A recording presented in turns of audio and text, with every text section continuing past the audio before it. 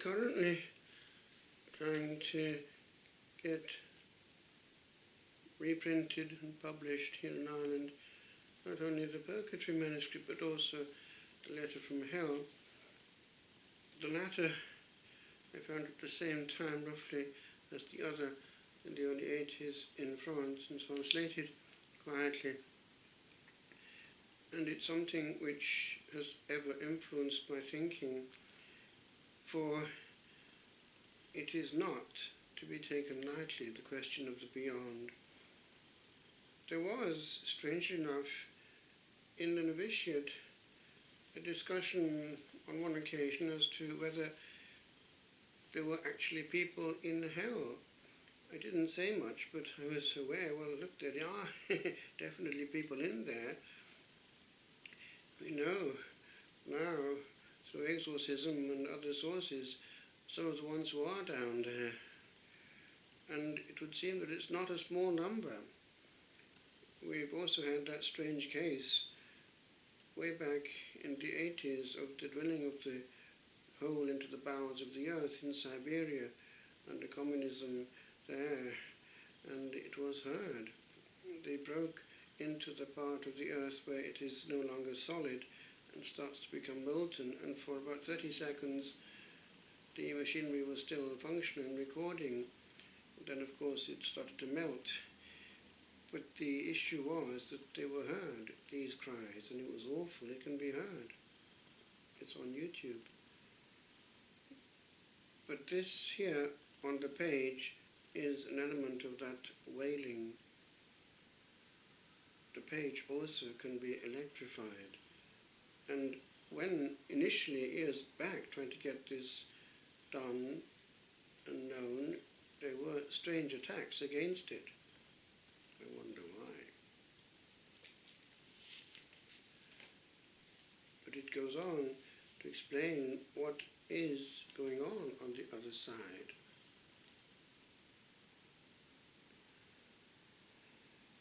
It's all to do with grace that was spurned. We don't eat, we don't sleep, we don't walk with the use of feet. Spiritually enchained, we gaze pallidly with wailing and grinding of teeth at our misfired lives, in hatred and tormented by it all. Now here what is coming through is that they know that they have messed up all eternity by messing up one and one only, life. It is seen clearly when there's no more distraction. And that is why this great ploy which the demon uses now to make sure that there's enough distraction to cancel the issue is a huge victory for him. Massively, even from childhood onwards now, in the Western world at least, people are not exposed to the reality of their own uninterrupted thoughts. They are plugged into the thoughts of others, and they are living in some kind of virtual reality. It's not the reality they found when they came into this world naturally, and which the Lord meant for them. It's something that's been put there, and we don't know how to handle it. This we don't know how to handle. We're the first generation enslaved to technology to such an extent, and all are into it except those who have reacted against it. We don't need all this screen gazing, all this bleeping, all this instant availability. Life is richer from being emptier and simpler, where we can hear him and see really what matters. It goes on. Do you hear me? We drink hatred like water, hatred even between one another. Above all else, we hate God, and I'll explain why. The blessed in heaven cannot but love him. because they see him without a veil in his dazzling beauty. This makes them so happy that it is impossible to give it any description. We know it full well, and this knowledge makes us furious. And that, of course, is the fury of the demon, because he knows it full well as well. Hence his essential hatred and envy and jealousy. And he wants to get his own back by getting us into his kingdom in sheer spite.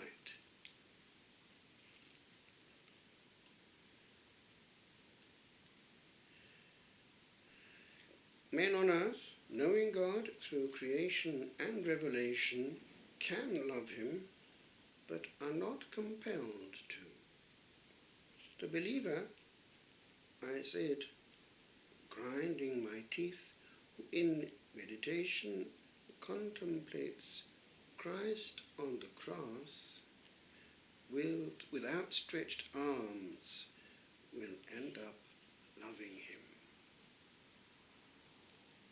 But as for the person against whom God advances alone like a hurricane, as punisher, as just avenger, because he has been one day repudiated by him, as has happened to us, that person can do naught else but hate him with all the impetuosity of his corrupted will, eternally. Hate him, that is, with the free resolution of being separated from him, the resolution with which, at the moment of death, we breathed out our soul, and which, not even now, we would draw back, or ever will have the will to draw back.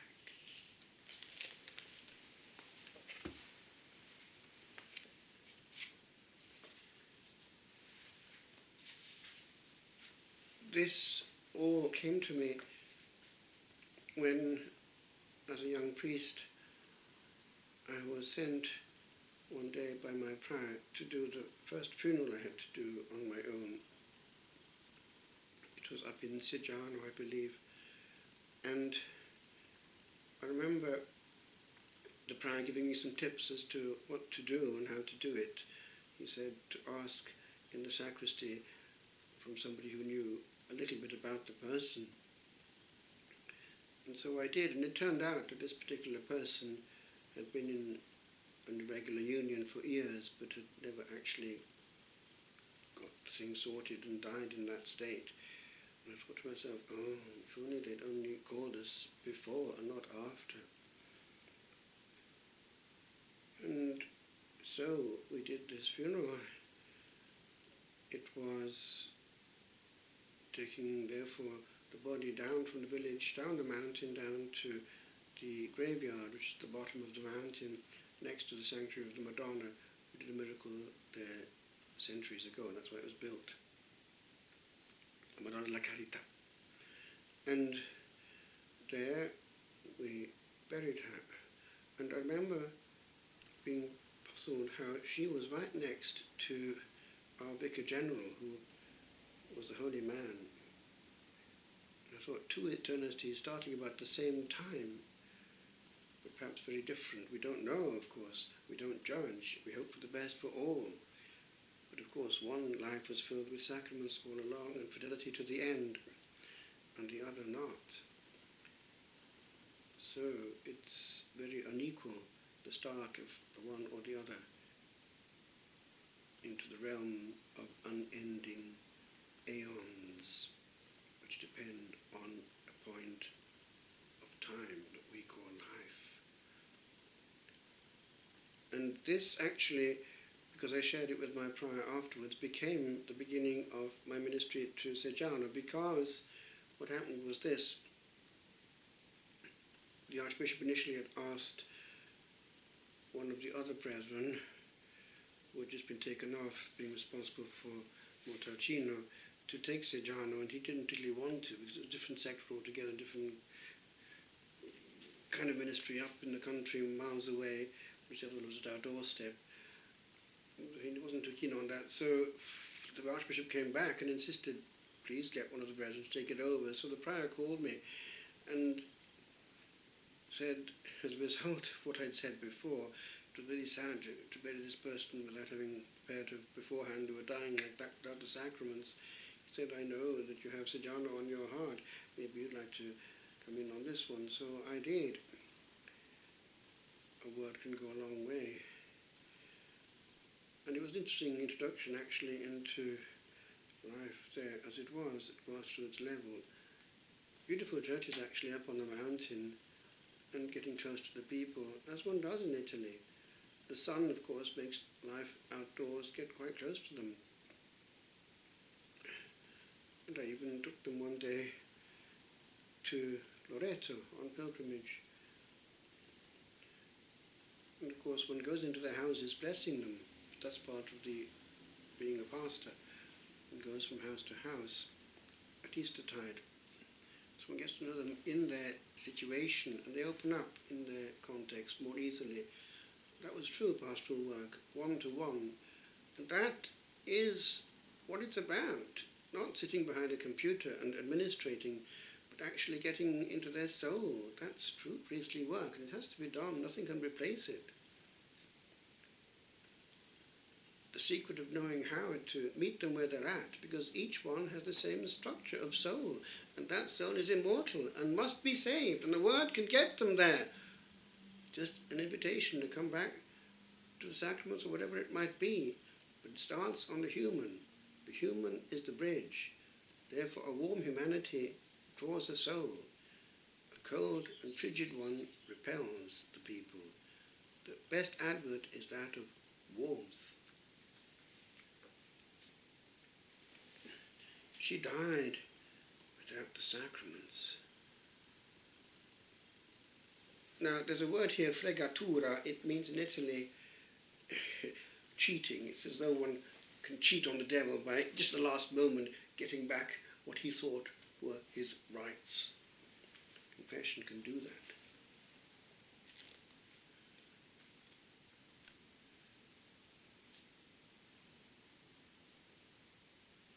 There hovers heavy mystery above, a bier that here we set for air at rest. Alas, alas, a molecule of love in early days held days, all days unblessed, none called in time, timed so, and none was there with stole and power to steal from stolen ears the matter of a worry lingering air upon a coffin sealed with heavy fears. O power of sound, of tickings untoward, that onward o'er long aeons ever go, and backward may not walk. O moments hard, in which were marred a million.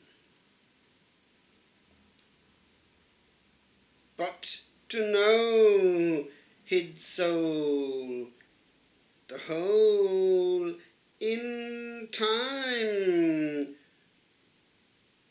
'twould have timed all in fregatura high, all hell to appall.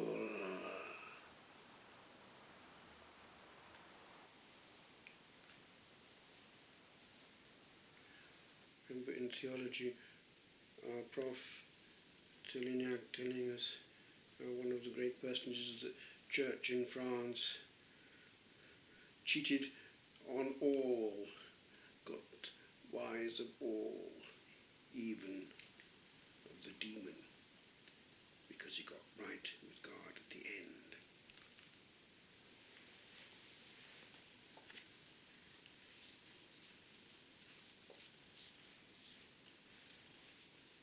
L'être incandescente.